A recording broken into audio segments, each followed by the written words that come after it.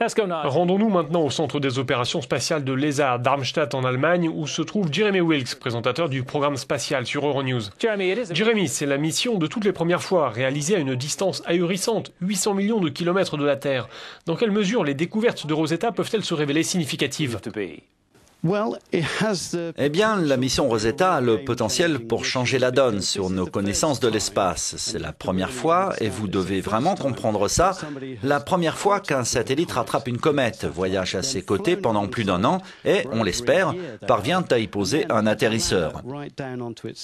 On a déjà observé des comètes par le passé, on en a pris des photos, mais on ne s'est jamais posé dessus. On n'a jamais pu examiner leur composition et donc savoir de quoi elles sont faites. La raison pour laquelle c'est important, c'est que ces comètes pourraient contenir l'eau qui a été amenée sur Terre il y a très longtemps, par exemple. L'eau que nous avons ici pourrait venir de ces comètes, tout comme certains éléments fondamentaux de la vie. Donc, si les scientifiques découvrent cela, si c'est confirmé, et cela pourrait arriver d'ici quelques années, alors ce sera vraiment important. Nous parlons toujours de franchir de nouveaux caps dans l'exploration spatiale. C'est ce que Rosetta est en train de faire ?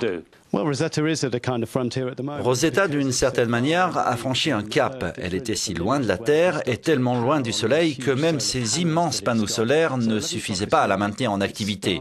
Donc, à 11 h ce matin, ils ont commencé à la réveiller. Et cet après-midi, elle enverra finalement son premier signal. Maintenant, si on parle de frontières scientifiques, quand Rosetta attrapera cette comète, on arrivera vraiment aux limites de notre savoir. Nous n'avons jamais été aussi proches d'une comète avant, donc quand elle y parviendra, probablement en août cette année, ce sera vraiment une avancée fondamentale pour la science. Jeremy Wilks in Darmstadt, thank you very much for joining us.